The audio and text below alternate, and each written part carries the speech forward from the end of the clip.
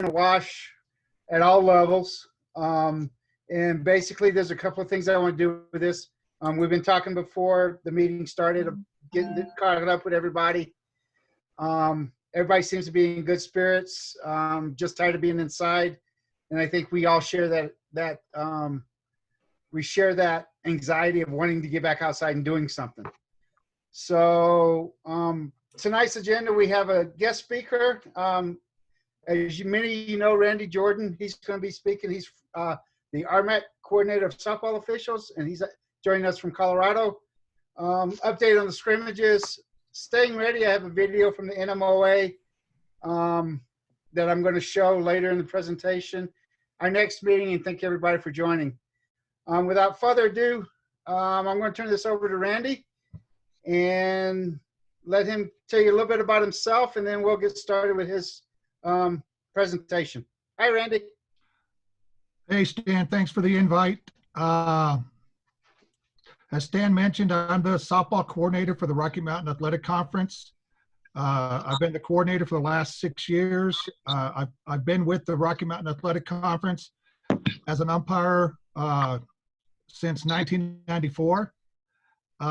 He asked me to talk about what I look for when I bring umpires up into the Rocky Mountain Athletic Conference.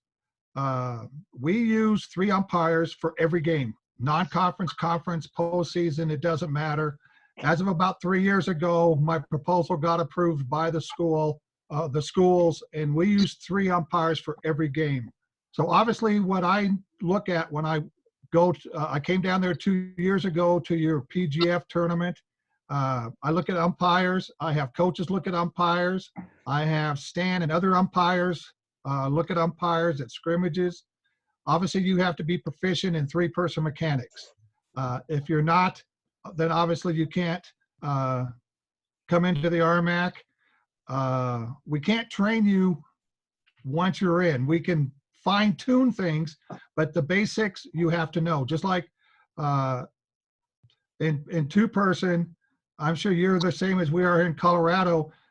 You can work the lower levels, but at the varsity level, you're expected to know the basics when you get to the varsity level. So it's the same thing with me, that you're proficient in 3-person mechanics.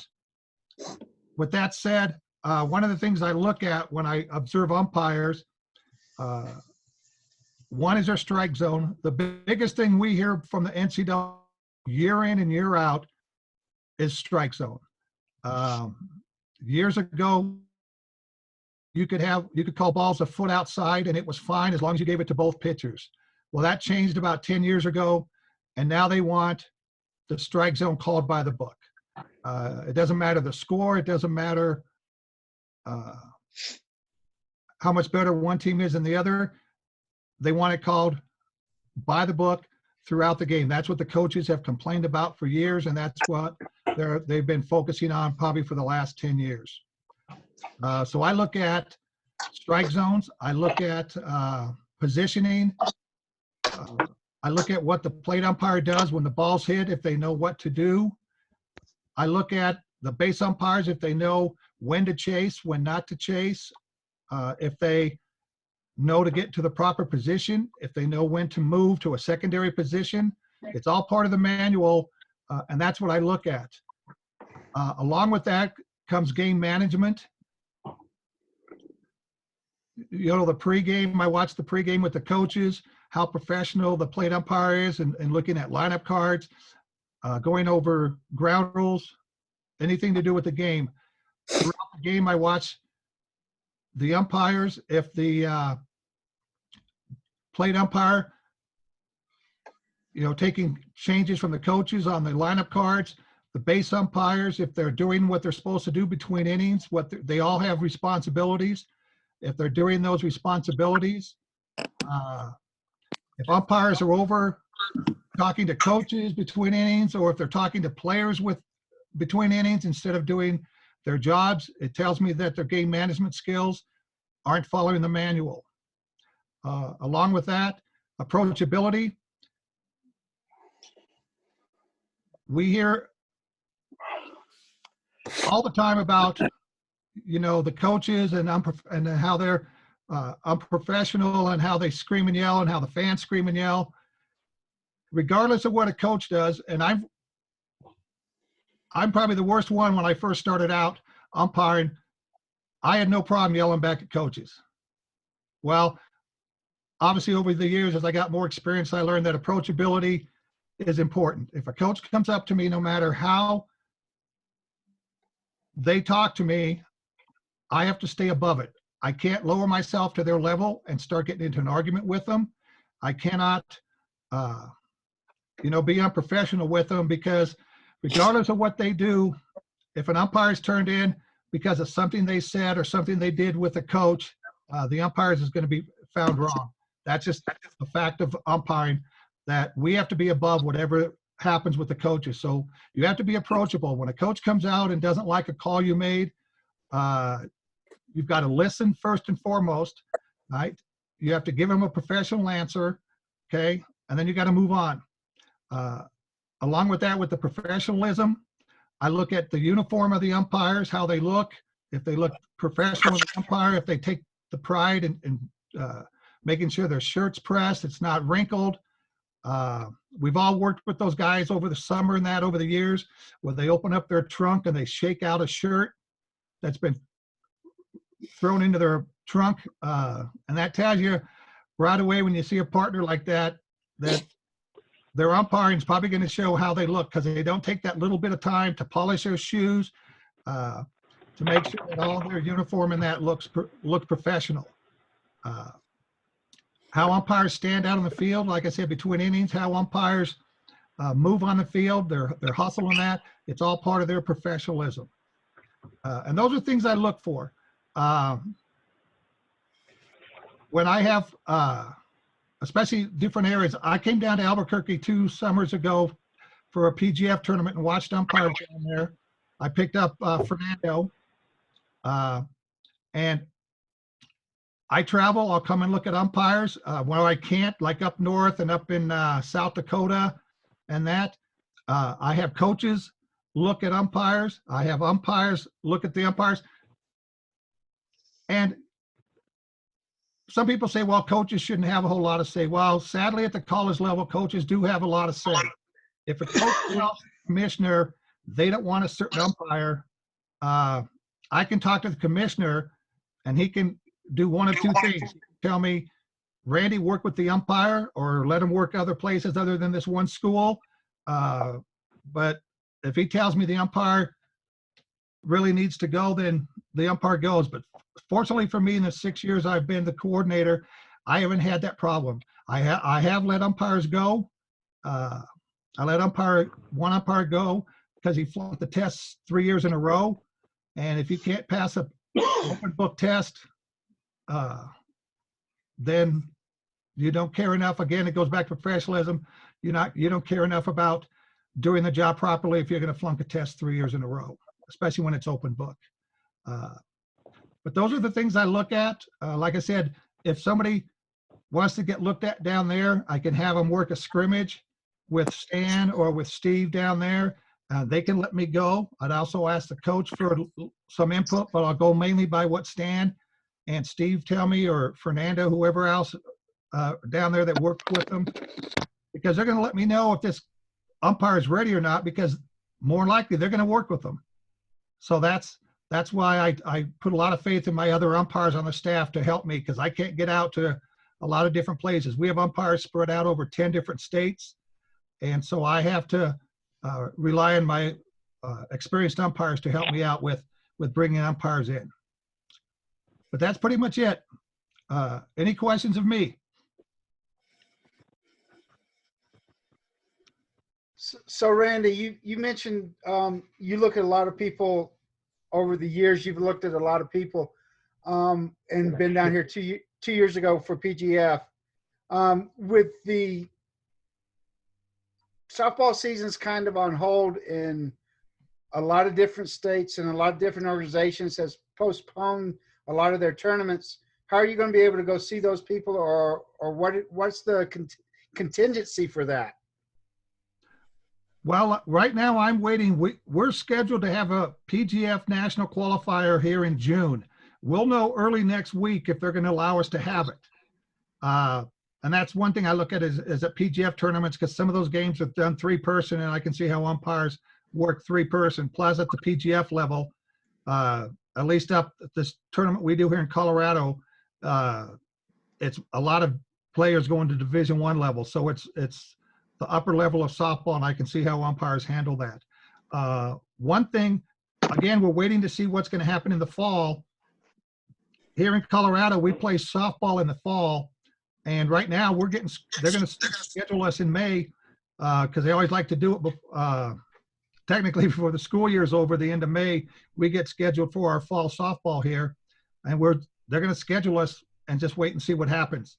The other thing is we'll know from the commissioner, hopefully within the next month, if they're going to allow the colleges to have scrimmages in the fall. So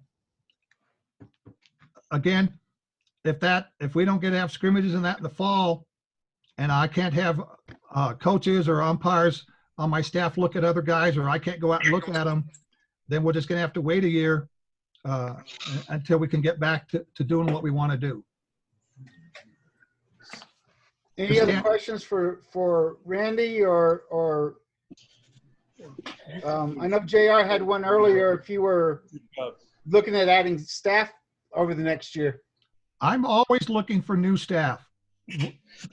As you guys know, there's never enough umpires, okay? I can never sit here and say, I've got so many umpires, I don't have to worry about it, okay? We're always looking to add umpires, and that's what's nice about umpire staffs. There's no maximum. There's no time does the commissioner say, Randy, you can only have 55 umpires on your staff.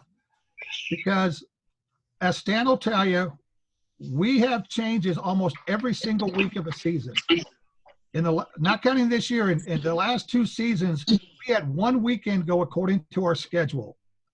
Every other weekend, that means 23 out of 24 conference weekends, games got changed. They got moved to Friday. They got moved to Monday.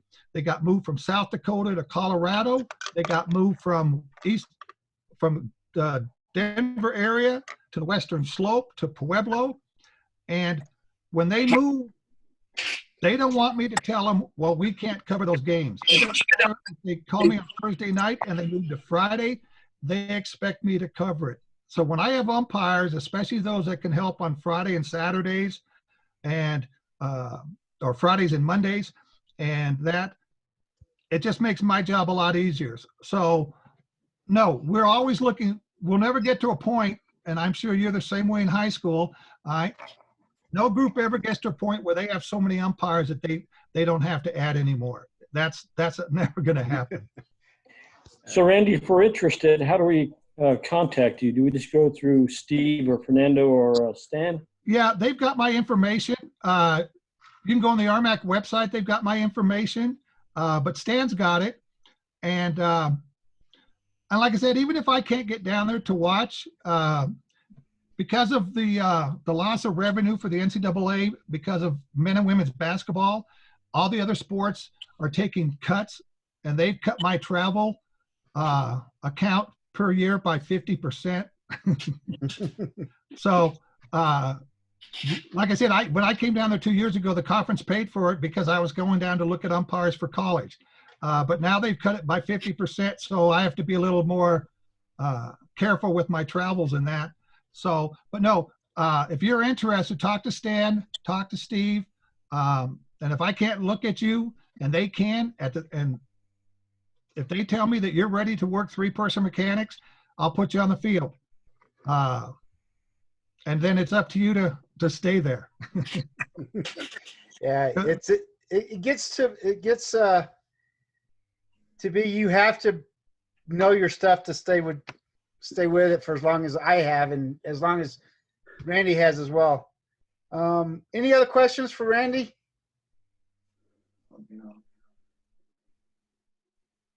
Hey, Stan, one thing for you. Yes. Do you know what day today is for the RMAC?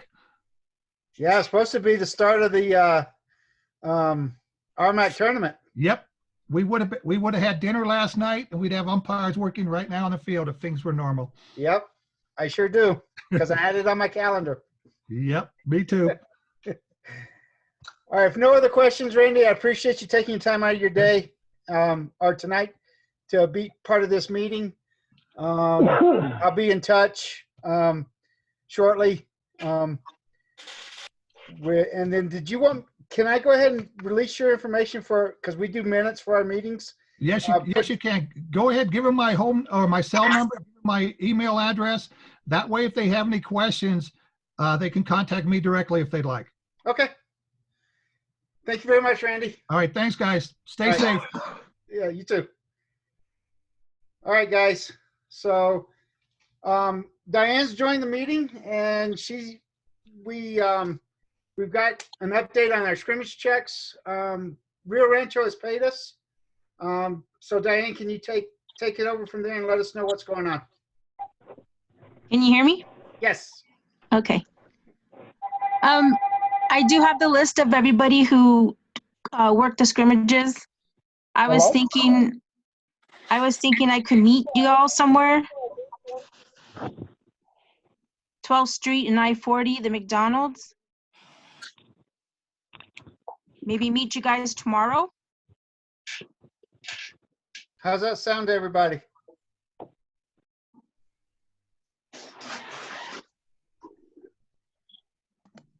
What time would be best? Like, is midday good, or does it have to be later? That's fine for me. Like around 12? I'll stay at McDonald's from 12 to 1. 2. I personally have a meeting for work at 12. It should be done by 12:30. Okay, well, I'll be there like a good hour to maybe 2 hours. Is that a good spot? Is that a good spot, or should I go farther east, or? That's perfect for me. Okay. Can everybody hear me? I don't know if this works for me or not. Is that I Dave? can hear you, Dave. Yeah, this is Dave. Okay.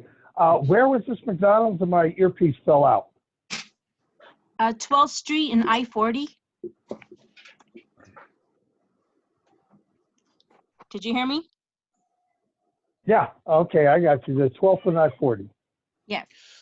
And I'll be there I'll be there at 12, and I'll stay there till like 1 or 2. I'll wait around.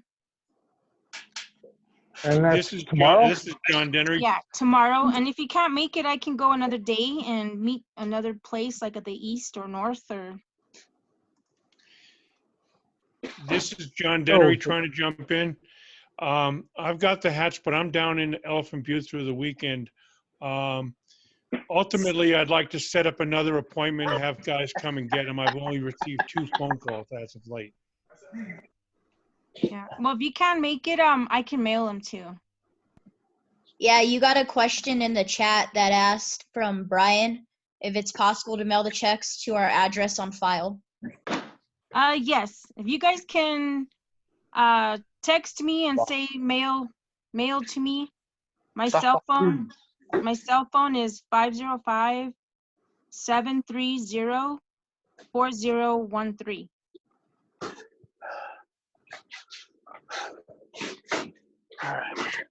Okay, does that work for everybody?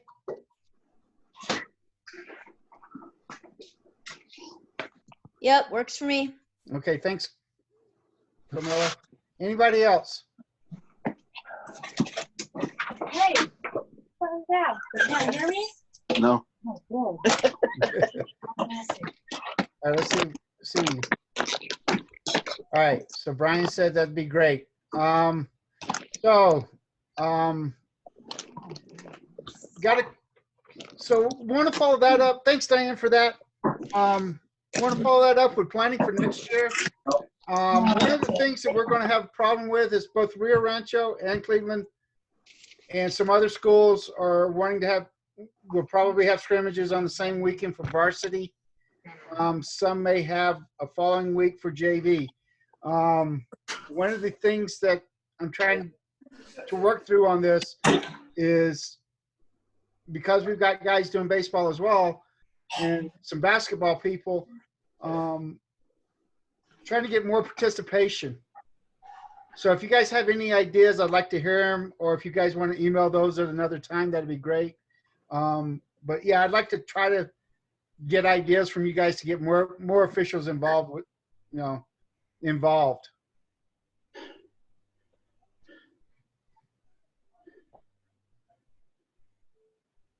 I know Mike's on here. Mike, you have any ideas?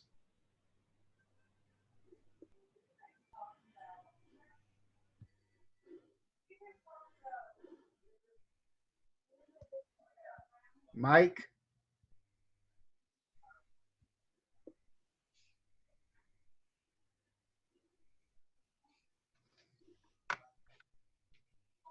Okay, does anybody have any ideas for next season?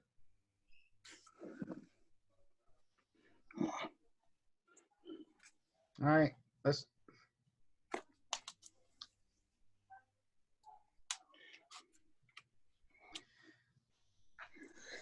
So one of the things that I've thought about too is, and I've already. Stan, can I interrupt? I think Yeah, go ahead, Brian. Mike had a comment in the chat, it looks like. Yeah, we've talked about changing the format. When I emailed the invoice to Paul, I told him, I said, look, we're going to be able to cover certain amount of games, and then that'll be it.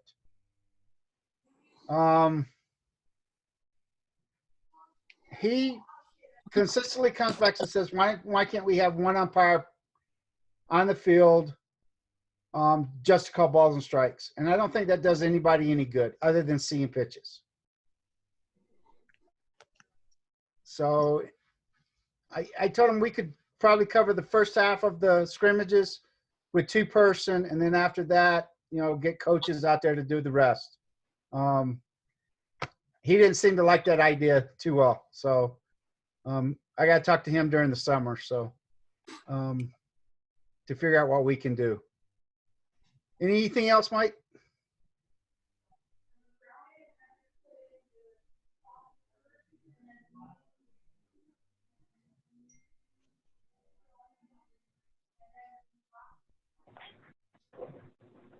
Brian, how's that?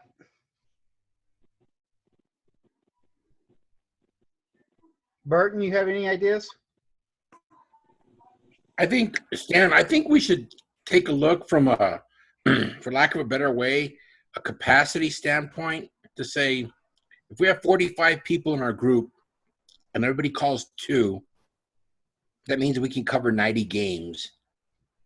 And then we take a look at, early in the process, like December, January, and ask Paul Angel, what are you looking at? Because with 40 people, we can cover 80. With 90 people, we can cover 45 games. And then maybe approach it from that standpoint to say, with this number of bodies at 2 apiece, now if people want to cover more, then maybe we have the ability to cover more, but we can commit.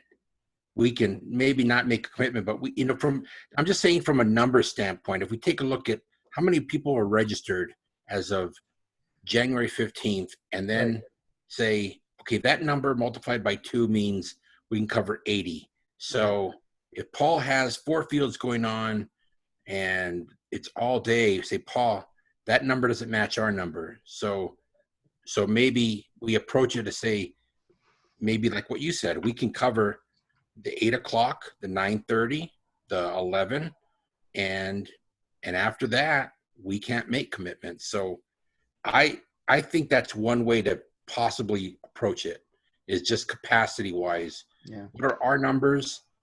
And if everybody commits to 2, then what does that mean? So that's something that Mike says,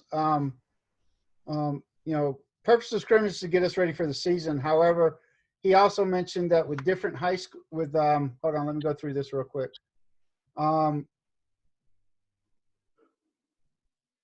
We need to discuss this before the season starts next season, because it's going to be too late if we started our first meeting to discuss this. So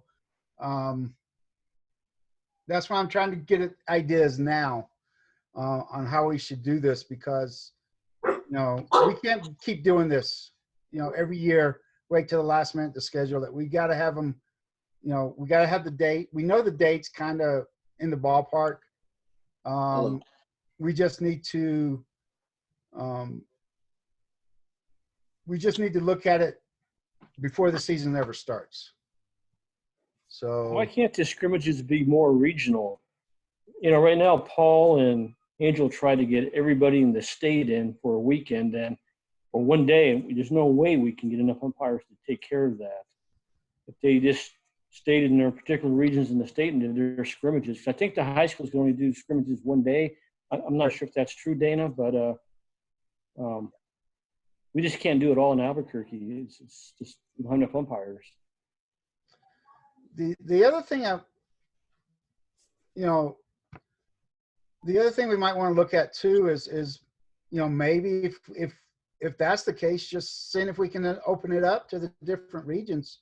Yeah, they'd have to pay some of this on their own to come down, but I've gone many places. Many places where I've had to pay my own way to get there. So, I see a couple of things here in the chat room. Dana answers your question, JR. They do have scrimmage limitations. Mike says, in this past season, we also did scrimmages at West Mesa, Del Norte, Estancia, and Academy.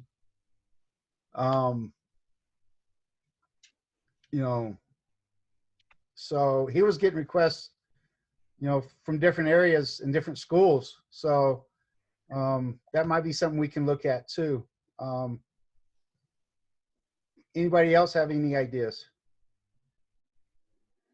How about just scheduling the scrimmages the same way that we schedule regular season games? We just schedule them.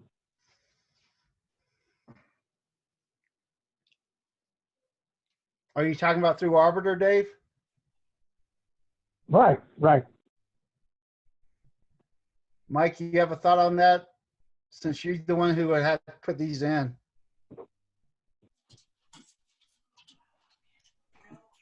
Well, Stan, did all the umpires do scrimmage games this year? No, not that. I don't believe all of us did.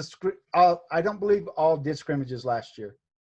So Diane says 22 umpires worked scrimmages this year out of the 40 some odd that we have.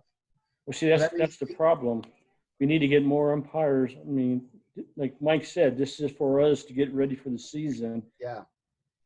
So we need to do it. Yeah.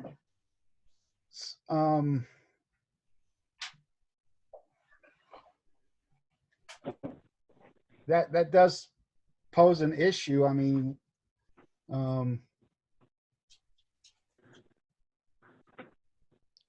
22 out of 53 umpires is what I just saw. So, and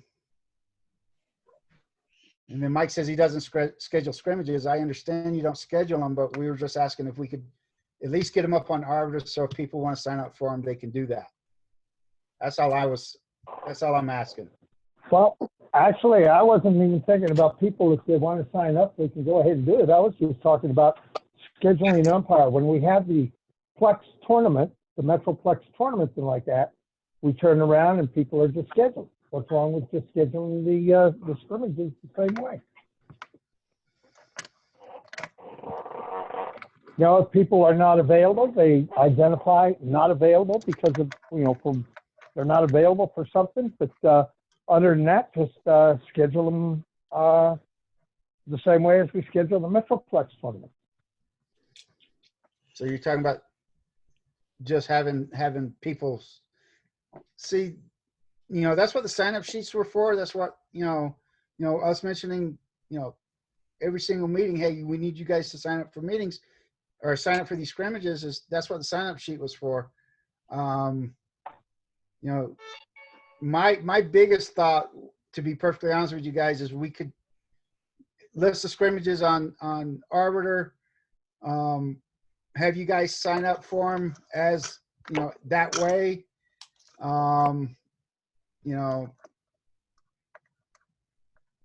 You know, that's the only other thing I can think of. And then, you know, those people who don't do scrimmages, you know, they have to suffer. You know, pay the fine, and stuff like that. So, or at least go in front of the supervisory committee and explain why they couldn't do it. That's the way I was thinking about it. And then Mike just said this problem with scheduling people is that there's not enough dates that are flexible. So, like in, No, they can't hear me. Hello, can you hear me? yeah, I got you. Okay, I'm sorry.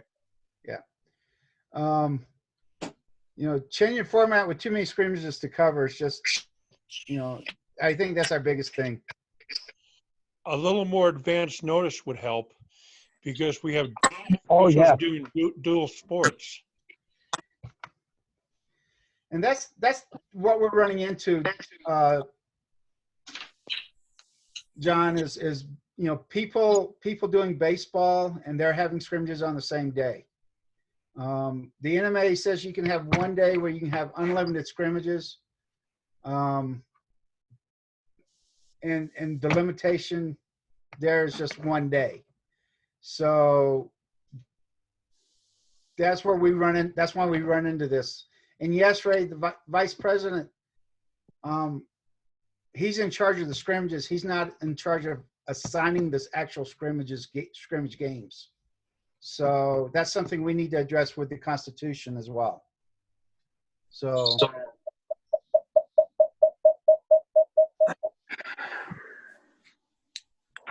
Anybody else have ideas? I think that the position of vice president needs to take on more responsibility. And I agree with that too, John. We just need to, you know, right now Elijah's taking on that role, and I don't know, you know, I don't know if he quite understood what the responsibility was. Well, in that case, we need to help him because we look stupid if we're really not getting out there and taking care of business. Yeah. Yeah. So, you know, I think part of the thing is we need to, you know, we need to work with him this year, you know, in the off season, and just, you know, push him up. So. Can we have a committee of people that might be able to get this done correctly, like 4 or 5 people volunteer time? I don't see why we couldn't do that. Anybody else have a thought? After saying that, I would put myself up for that position if I could help Elijah or help a group of people get this done. At least some sort of format that works for us and works for the coaches. Yeah. I don't have a problem with that, John. You know, let's see what happens. You know, some of the comments I'm hearing is the supervisory committee should be involved, which is true. I agree with that. The responsibility is not in the Constitution currently, which, you know, we need to make that change. And, you know, Mike says there's just too many scrimmage games to cover. You know, my thing is if we're going to do this on one day, if the coaches want to do this on one day for the varsity level, then I think we also need to bring coaches together and have them also solve this problem as well. So, especially the coaches who runs the scrimmages. Would I be wrong in asking, are some coaches taking advantage of this system? Oh, hell yeah. Yes. Yes, they are. And I think that's partly my responsibility in talking to the people who run the scrimmages and just flat out tell them, hey guys, the scrimmages are out. The umpires are out here to knock any rust they have off, to see pitches, to move, to get loose, you know, to enforce any new rule changes. That's what we're out here for. We're not out here to be out here all day long, you know. So that's something that I need to talk to Paul and Angel about. So We should only cover scrimmages at high only once, so we can cover all the different schools, at the high school level. Well, as president, couldn't you actually, or one of your duties would be to appoint a group of people to deal with this problem? We can deal with it here in the near future somehow. I believe I have that power. I'd have to look at the Constitution to make sure, but I don't see why we can't have more or people involved in this. Well, the president usually has the duty of being able to assign, a committee, and Right. this should be done in committee format, I think. Okay. JR, does it mention anything in the Constitution about that?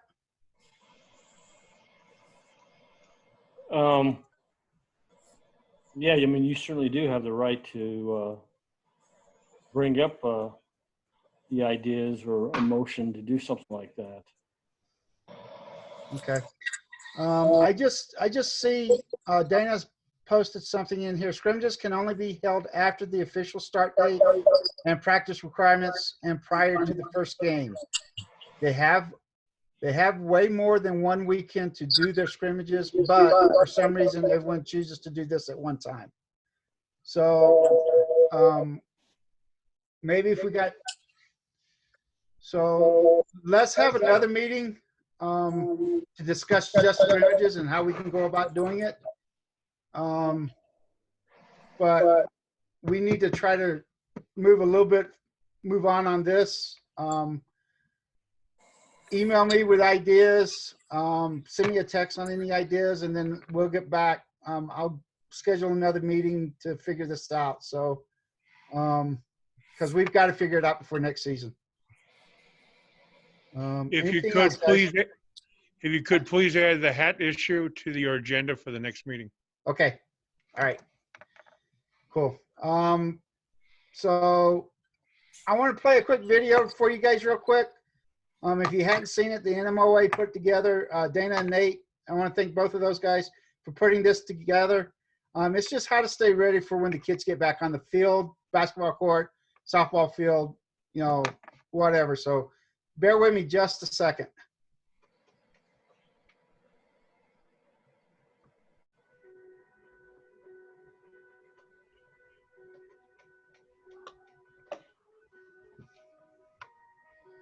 Can everybody see that?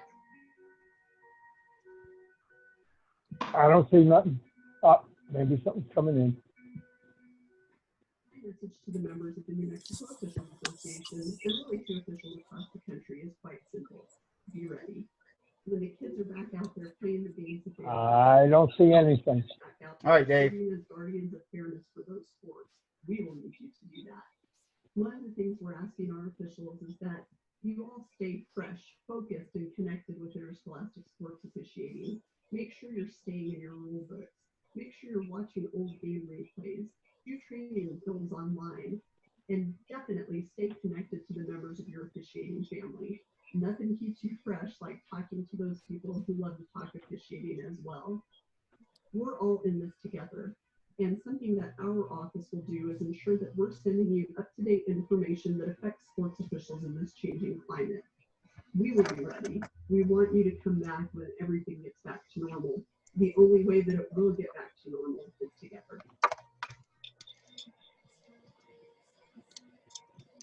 This void hits me in two different ways. As both a member of the enemy staff and as a working official. Even though I was able to complete my sports season, I can only imagine how much it must hurt our spring sports officials who are unable to work right now.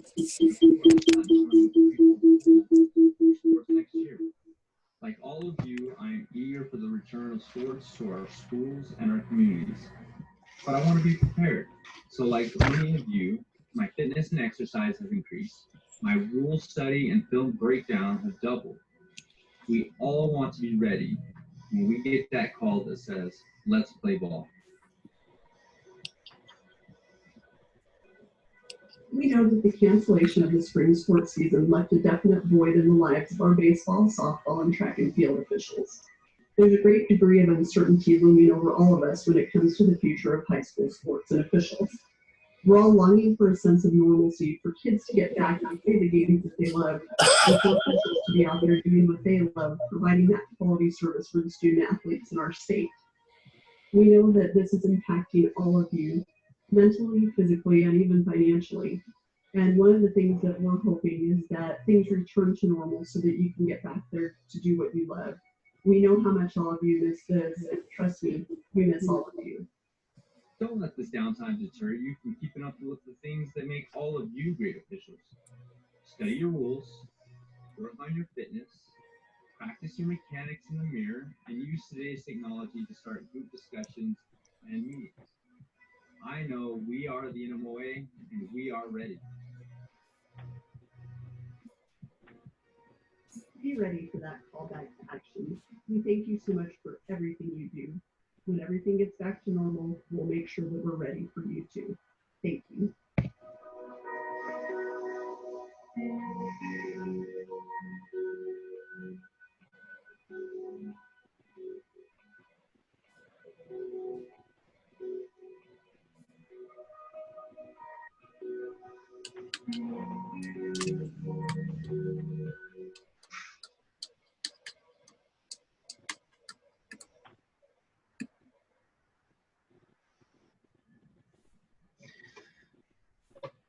So guys, the video, if some of you saw it, basically, you know, wants everybody to be ready once the season starts. Unfortunately, our spring season is not going to happen, but for those other individuals, the NMOA's Facebook page and the YouTube page has this video if you want to go to YouTube and see it. So some of the things that the video mentioned was to stay in the rule book, mechanics book, and use different online tools. You know, watching games on video if you can. There's several full games on YouTube that you can watch, and I'm not saying officiate it, but just watch mechanics and stuff like that, and then be ready for that. And then take advantage of the free courses until July 1st on the NFHS Learn website. You know, they have sport-specific ones that you can do. They're at no cost to you until July 1st. That's how you know I'm going to stay ready. You know, so like I said, the video that I tried to play, and I hope some of you guys saw it, can be also seen on the NMOA Facebook page, and also the NMOA the NMA website as well. So if you get a chance, take a look at it. And because it's really got some good information there. So for those that don't know, the NFHS website is nfhslearn.org. You see the .org or .com. Take advantage of it. Got about 15 minutes left, so if anybody else wants to add anything to this, you're more than welcome.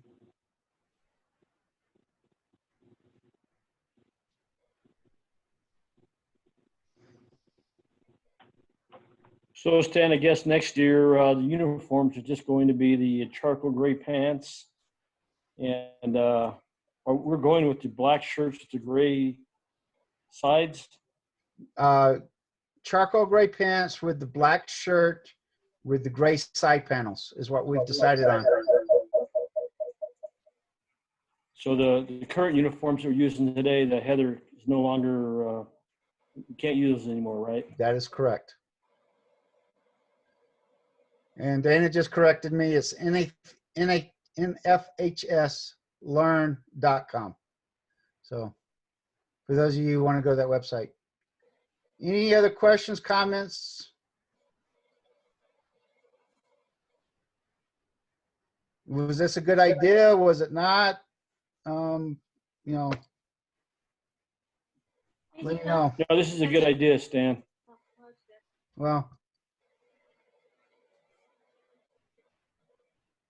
So, all right, so let's real quick, let's go ahead and finish this up. So the next meeting will be next Thursday night, 6 p.m.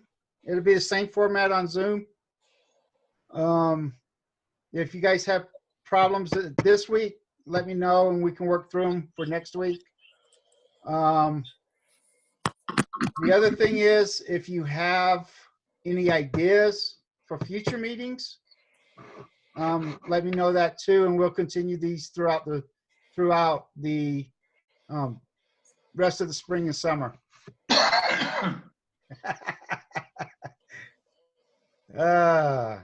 Okay.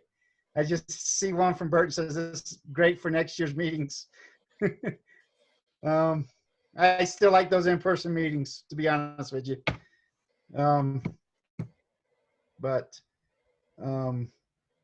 I want to thank everybody for taking time out of your night to take part in this.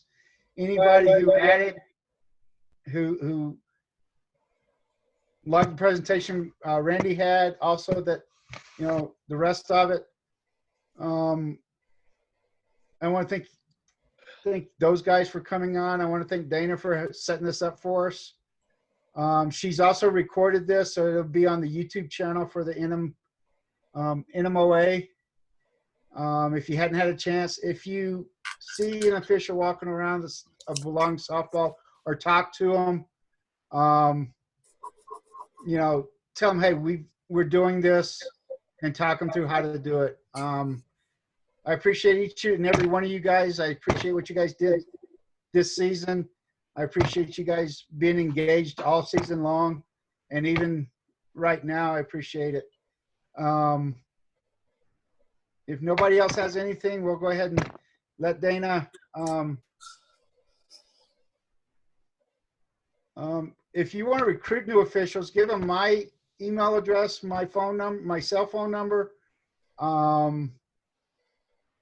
You know, let them know we're always looking for new officials. That was one of the things that Dana asked, or that Diane asked.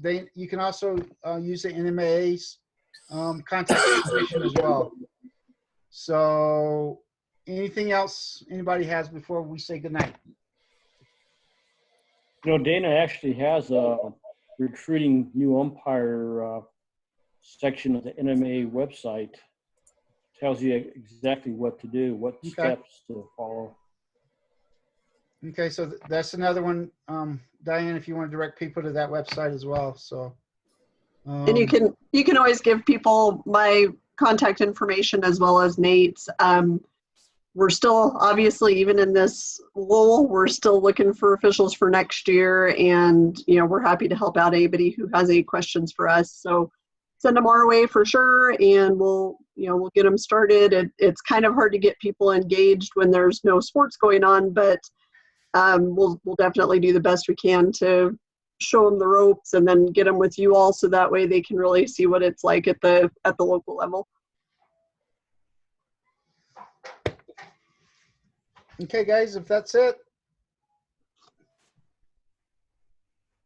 Thanks for doing this, Dan. Say good night. Oh, you're welcome, Dana.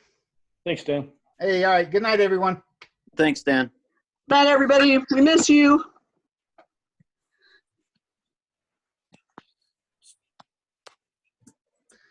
All right, Dana. All right. Let me stop recording this.